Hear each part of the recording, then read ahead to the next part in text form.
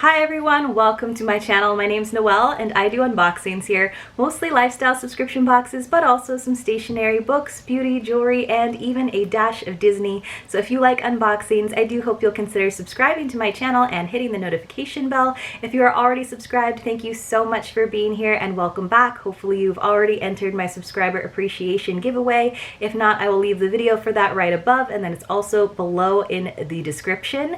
Today I have one of my favorite book subscriptions to share with you. It is the April Once Upon a Book Club, the adult selection. So this is what it looks like. They also have a young adult selection, and it looks like they're doing like a one-off middle school selection. So that's something to check out if you have some middle schoolers that might want that experience of reading a book and getting to open up some gifts that are straight from the pages of that book along the way. Once Upon a Book Club is $34.99 per month plus $9.50 in shipping. If you are interested in subscribing, I have two ways to save you money. One, you can use my link below to get 10% off, or you can use my code below to get $5 off. So you do what makes most sense for you. But let's get into the book. I will say I was very excited because once again, not all of the gifts fit into the little box. In fact, they had to have a bigger mailer, and then one of the gifts was within that mailer. It was the last gift of the box. So I was anxious to get into it, but I had to wait until page 283. So I was already excited because that was a good sign for the March box, but then I will say that when I opened it up, I was disappointed to find that in addition to the book and the quote card, 2 of the 4 gifts this month were paper gifts. So that's usually a sign that it's going to be like a note or a letter or maybe a picture, something from the pages of the book that definitely kind of feels like it's bringing it to life, but it's not something that's really useful. So for me, in my mind, that doesn't really count towards the value of the box, and it's a little bit disappointing. It kind of feels like a little bit of a cheat, but I was trying to be open-minded, so I figured, okay, well, if 2 of the gifts are paper gifts, then maybe the 2 that are a little bit more tangible are just going to be really good. So that was my hope, but this being more of a box review than a book review, I will say that I give the book an A and I give the box and the gifts a C this round. So we'll talk a little bit more about why as we get into it. First of all, let me read you the inside flap of the book so you have a better idea of what's going on in it. It says, why did the founder of a glamorous co-working space for women disappear? Her best friends will risk everything to uncover the truth. So it's a nice thriller we've got going here. The name of the elite women-only co-working space stretches across the wall behind her check-in desk. The Herd, the H-E-R in purple. In the know, New Yorkers crawl over one another to apply for membership to this community that prides itself on mentorship and empowerment. Among the hopefuls is Katie Bradley, who's just returned from the Midwest after a stint of book research blew up in her face. Luckily, Katie has an in thanks to her sister Hannah, an original herder and the best friend of Eleanor Walsh, the Herd's charismatic founder. Eleanor is a queen within the Herd's sun-filled rooms, admired and quietly feared even as she strives to be warm and approachable. As head of PR, Hannah is working around the clock to prepare for a huge announcement from Eleanor, one that will change the trajectory of the Herd forever. Though Katie loves her sister's crew, she secretly hopes that she's found her next book subject in Eleanor, who is brilliant, trailblazing, and extremely private. Then, on the night of the glitzy Herd News conference, Eleanor vanishes. When the police suggest foul play, everyone is a suspect. Eleanor's husband, other herders, the men's rights groups that loathe the Herd, even Eleanor's closest friends. As Hannah struggles to figure out what her friend was hiding, and Katie chases the story of her life, the sisters must face the secrets they've been keeping from each other and confront just how dangerous it can be when women's perfect veneers start to crack. So, has a really interesting sort of backdrop along with this great thriller, and I will say that a lot of the times I find thrillers kind of predictable. Like I can get about a third of the way through and I already kind of know who done it, but there were some red herrings in this book. There were definitely some twists and turns that I did not expect. Towards the end, I kind of figured everything out, probably 50 pages before they wrapped everything up, but that's okay. It still kind of kept me on my toes, kept me reading. And I will say that it was really fun to read something that was really current because most of this book takes place in 2019. So part of me was often thinking, man, these girls have no idea what's about to hit them in 2020, but it was really fun having it feel that current.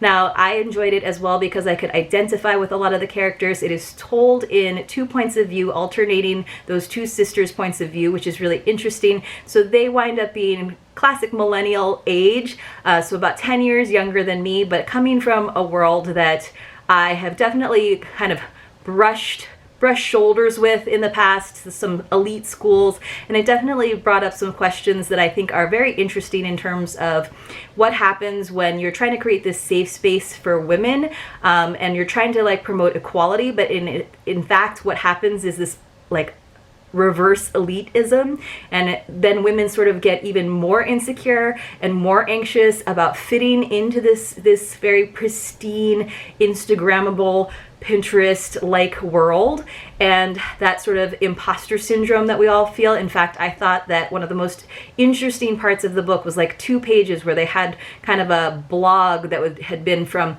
a few years ago, where one of the women in here was saying how we shouldn't actually use that imposter syndrome as an excuse, because it's actually just part of the human experience to sometimes not feel like you know what you're doing and have to kind of fake it till you make it. It's not just a uniquely female experience.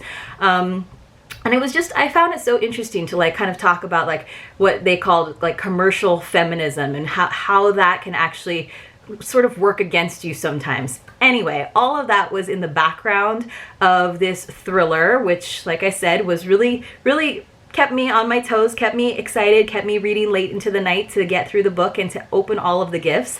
But let's go ahead and open up those gifts, and you can tell me what you think about my assessment. So the first gift was one of the paper gifts, and we did get to open it on page 97. So here's just what those like post-its look like when you get to that spot. So it says, I flicked the envelope open. Inside was a post-it stuck to a scrap of computer paper torn from a corner. Both papers had strings of numbers written on them. 527 4343 40 100 on the purple post-it, 891 451 2191 on the scrap. They were in the same handwriting, block numbers, not Eleanor's. Okay, so I was already sort of bummed because I was like, all right, so we're gonna get some scraps of paper, and that is precisely what we got. Let me just pull that out for you guys. Sorry, I have it hidden in here. So basically we got an envelope, and then in that envelope that says page 97, we got exactly what they said on those pages, which is, here is the post-it with some numbers, and then under it more numbers. So for me, again, when you're just rewriting what's already on the page, I already have the visual experience of it. That doesn't really add that much to the book for me. So that was a little bit disappointing as a first gift, but let's continue. So it was at least nice that it did kind of alternate between paper gift and then more tangible gift. The next one came just a few pages later on page 120. In the ensuite bathroom, I poked at the makeup bag yawning open on a shelf. Lots of Gleam products. She practiced what she preached. So Gleam is the name of like the skincare and makeup line that one of the characters has created. And so here we go with page 120. Here is the box. And then we open it up, and of course it is what they talked about, the makeup bag. So here it is. It's just kind of a canvas, and it says girl power.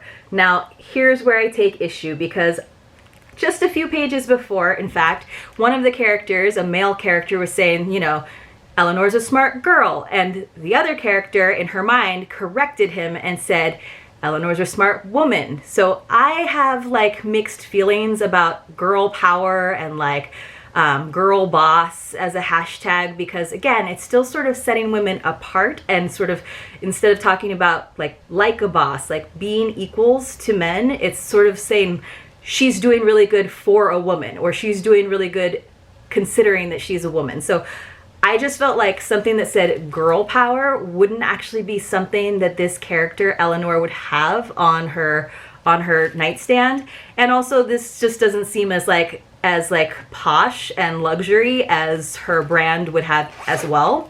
I will say that it was a 2-part gift, so inside there was something. And we've got the Gleam, which again is the brand that's in the book, makeup brush set. So again, I kind of take issue with this.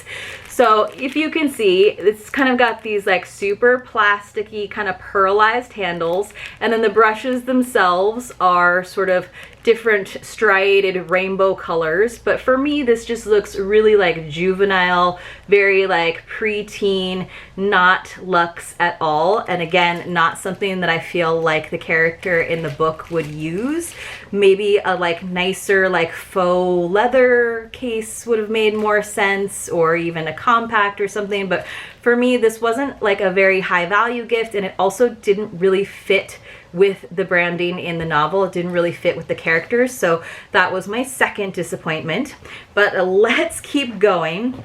Let me just pull out this other paper gift and have it ready for us. So this didn't come until about 200 pages later on 215. And then it says, I crept back into my room and looked around, taking in the details, all things that Eleanor, once a living, breathing, red-blooded girl, had chosen, given places of honor in her bedroom. A Frida Kahlo portrait watched me coolly from above the door. So, you probably already guessed, we're getting a Frida Kahlo portrait. So it is an art piece, and sometimes they have presented pretty nice, like, prints for us that you could definitely have framed. She did say that most of the pieces in this woman's bedroom were framed, so it would have been nice if maybe this was framed. But here is the portrait, so it's just kind of a stylized, almost cartoony version. I don't mind it, but it's not necessarily something that I'm going to hang in my house because it is a little bit big, but the quality of it seems pretty good. It's on like a thicker cardstock. I do like the colors, but again, for me, in terms of like a moment to sort of highlight, that wasn't it. Like, she does have a big affinity to Frida Kahlo and like Mexico City, and I just felt like there could have been something else that represented that. And then finally, we have one more, which was the big one that did not fit into the box, and that was on page 283. And it says, she didn't move, so I turned toward the door. A few steps later, my eyes fell on the craft organizer hanging from her closet door. I saw them all clustered in one pocket like a deadly bouquet, shiny and sharp, the same tool I'd often seen in her overstuffed backpack on account of all the careful photo cutting she was doing. Alright, so you probably guessed that it is that craft organizer, which it is, and so I was like, well, maybe this is something that's like nice and useful, and I had high hopes, and then I opened it up. Now, this is like a gray, very thick kind of felt. It just came like this. The dowel was not in there. I actually went ahead and put the dowel in, but it unfolds. It's really big, right? So it's just kind of this light heathered gray. They did kind of put a little insert in here that has the X-Acto knives that were described there. And then also, as well as the dowel, there was just this piece of string, which I guess you're supposed to use to hang this up. Now for me, this is just kind of big and stiff and not necessarily something that I will use. Probably plain enough to be like on brand with the character who it belongs to, but again, not something that I found particularly high value or particularly useful to me, and kind of a strange thing to highlight in the book. So again, not the greatest gifts this time, which, hey, sometimes I love them and sometimes I love half of them and sometimes I don't love any of them. Like I said, I did enjoy the book immensely. I just thought that the gift choices were not quite right. Let me know what you guys think. Again, I don't want to ruin the book for you. I will say that they do always include a few other things in Once Upon a Book Club. One is usually a quote card, and let me see if I can find that for you. So it's usually a quote from the book. This time it was, she'd inspired us, made us feel sparkling and special and proud. Not super exciting in terms of the artwork this time. Certainly kind of a nice idea if you're talking about someone else. Maybe this helps you think of someone else that does make you feel this way, but not necessarily something that I would frame and have up on my desk as sort of inspiration.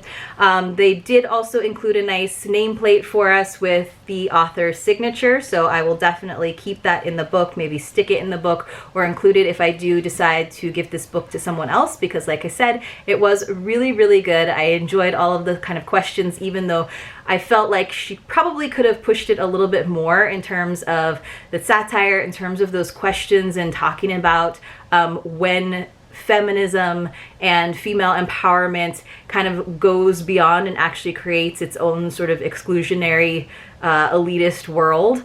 But other than that, it was a good book. not the greatest box. Let me know what you guys think. If you enjoyed this video, if you are looking for a great book subscription, please don't let my review of this particular box deter you. Once Upon a Book Club is a great book subscription. They're very unique in concept, and I really do look forward to getting it every single month. Hopefully, I will see you all very, very soon in my next unboxing.